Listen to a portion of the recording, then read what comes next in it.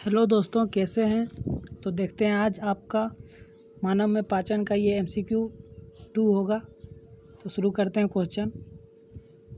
निम्न में से किस जीव की छोटी आंत अपेक्षाकृत लंबी होती है। किस जीव की जो छोटी आंत है वो साइज में लंबी होती है। तो गाय, क्योंकि गाय एक शाकाहारी जीव है और इसकी जो छोटी आंत है वो लंबी होती है क्योंकि इसे सेलुलोज को पचाना होता है। अगला क्वेश्चन है, डैश बड़ी वसा गोलिकाओं के आकार को संकुचित करता है जिससे एंजाइम अधिक प्रभावी ढंग से काम करते हैं।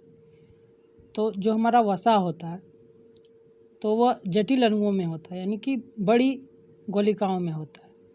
तो उसको सरल अणुओं में यानी कि छोटी गोलिकाओं में परिवर्तित कौन करता है। तो पीत लवण करता है।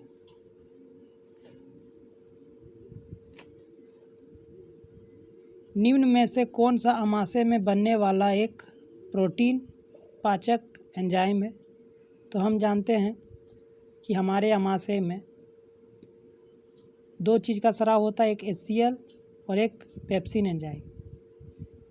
तो पेप्सिन जो होता है वो प्रोटीन पाचक एंजाइम होता है।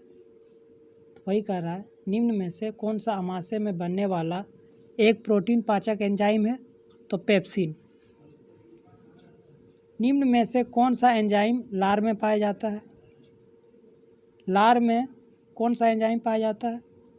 तो एमाइलेज टाइलिन यानी कि एमाइलेज एंजाइम, जो कि स्टार्च को जो हम मंड के रूप में खाते हैं उसको यह माल्टोज में परिवर्तित कर देता है, यानी कि सरल शर्करा में चेंज कर देता है। कौन? एमाइलेज एंजाइम, जो लार में पाया जाता है। जो हम कार्बोहाइड्रेट जो खाते हैं पोषक तत्व के रूप में, तो जब हम मुंह में लेते हैं तो वह मंड के रूप में परिवर्तित होता है, मतलब स्टार्च भी बोल सकते हैं। तो यह lipase amylase ptyalin amylase enzyme क्या करता है उसको, तो सरल शर्करा में यानी कि मल्टोज में परिवर्तित कर देता है। तो ऑप्शन डी सही हो जाएगा।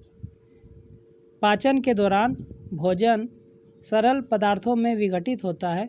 उदाहरण के लिए चावल, आलू और ब्रेड में डैश होते हैं। तो चावल, आलू और ब्रेड में क्या होता है, तो कार्बोहाइड्रेट होता है। कार्बोहाइड्रेट होता है, ठीक है। ये विघटित होकर ग्लूकोज का निर्माण करते हैं। वही कह रहा है कि पाचन के दौरान भोजन सरल पदार्थों में विघटित होता है। पाचन का क्या अर्थ है कि जो हमारा भोजन है वो जटिल अणु में होता है, उसको सरल अणु में विघटित हो जाता है, उसी को कहते हैं पाचन। तो चावल, आलू और ब्रेड में कार्बोहाइड्रेट होता है और ये विघटित होकर ग्लूकोज का निर्माण करते हैं, ग्लूकोज का निर्माण करते हैं। किस एंजाइम को पाचन प्रक्रिया में अपना कार्य करने के लिए हाइड्रोक्लोरिक अम्ल की उपस्थिति की आवश्यकता होती है। किस एंजाइम को पाचन प्रक्रिया में अपना कार्य करने के लिए हाइड्रोक्लोरिक अम्ल की आवश्यकता होती है। तो हम जानते हैं कि अमाशय में हमारा दो चीज़ का स्राव होता है, HCl और पेप्सिन एंजाइम। तो पेप्सिन जो होता है वो निष्क्रिय होता है, यानी कि आप बोल सकते हैं कि डीएक्टिव होता है। उसको एक्टिव कौन करता है, उसको सक्रिय कौन करता है, तो HCl करता है। तो किसको करता है, पेप्सिन। यही बोल रहा है कि किस एंजाइम को पाचन प्रक्रिया में अपना कार्य करने के लिए हाइड्रोक्लोरिक अम्ल की आवश्यकता होती है। हाइड्रोक्लोरिक अम्ल की आवश्यकता किस पाचक एंजाइम के लिए आवश्यक है, तो पेप्सिन। Option D.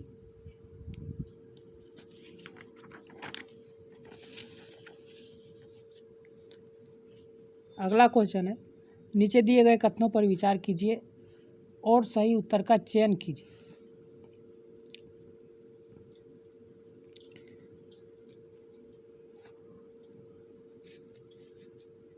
मानव अमाशय नाइट्रिक अम्ल का उत्पादन करता है, यह गलत है। मानव अमाशय हाइड्रोक्लोरिक अम्ल का उत्पादन करता है। हाइड्रोक्लोरिक अम्ल अमाशय को क्षति पहुंचाए बिना भोजन के पाचन में मदद करता है, यह सही है। यानी कि केवल कथन 2 सही है। अमाशय में हाइड्रोक्लोरिक अम्ल का उत्पादन होता है, ना कि नाइट्रिक अम्ल का। और हाइड्रोक्लोरिक अम्ल जो अमाशय को क्षति पहुंचाए बिना भोजन के पाचन में मदद करता है, ये बिल्कुल सही है। केवल कथन 2 सही है, क्योंकि हम जानते हैं कि हमारा जो अमाशय होता है उनकी जो भित्ति होती है किस चीज़ की होती है, वो जठर ग्रंथि की बनी होती है। भित्ति जठर ग्रंथि की बनी होती और जठर ग्रंथि से जो स्राव होता है हाइड्रोक्लोरिक अम्ल, है ना। तो अमाशय को क्षति नहीं पहुंचाती, क्योंकि अमाशय की भित्ति में म्यूकस यानी कि श्लेष्मा भी होता है, जो उनको हाइड्रोक्लोरिक अम्ल से उसकी सुरक्षा करता है। ठीक है, हमने बताया कि अमाशय की भित्ति में म्यूकस भी पाए जाते हैं, यानी कि श्लेष्मा होती है उनके चारों ओर, जो जठर ग्रंथि से जो हाइड्रोक्लोरिक अम्ल स्रावित होता है, यह उनसे रक्षा करता है। मनुष्यों की छोटी आंत में मौजूद अंकुरों यानी कि भिलाई, जिसको रसांकुर भी बोलते हैं या दीर्घरोम भी बोलते हैं, कुछ विशेषताएं नीचे दी गई है। कह रहा है इनमें से कौन सा होगा, मतलब दीर्घरोम के बारे में यहाँ पर 4 स्टेप में वर्णन किया गया। इनमें से आपको बताना कौन कौन सा सही है, जिसको भिलाई भी बोलते हैं दीर्घरोम को। ये बहुत पतली दीवारों में लगी हुई अंगुली नुमा संरचना होती है, ये बिल्कुल सही है। दीर्घरोम जो होता है वह छोटी आंत में या बड़ी आंत में अंगुली के समान संरचनाएं होती है और यह उनकी दीवारों पर लगी होती है, प्रवर्ध होती है, निकली हुई रहती है, इस आपको बता चुके हैं। ये बड़ा सतही क्षेत्रफल प्रदान करती है, यह भी सही है, क्योंकि आपका छोटी आंत जो 7.5 मीटर है और जो बड़ी आंत लगभग 1.5 मीटर है, यह वहाँ तक होता है, यानी कि इसका जो सतही क्षेत्रफल है अधिक होता है। इसमें भोजन के पारण के लिए छोटे छोटे छिद्र होते हैं, ये गलत है। छिद्र नहीं होते हैं, उनमें क्या होता है, रक्त वाहिकाओं का जाल होता है, रक्त केशिकाओं द्वारा भरपूर आपूर्ति, ये सही है।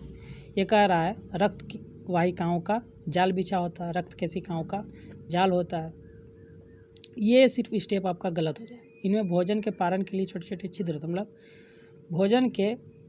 भोजन को आर पार करने के लिए छोटे छोटे छिद्र नहीं होते, बल्कि रक्त वाहिकाओं का जाल होता है। तो आपका 1, 2 और 4 सही है, 1, 2 और 4 ऑप्शन बी सही है। आशा करते हैं आप समझ पाए होंगे। आज के लिए इतना ही रखते हैं, धन्यवाद।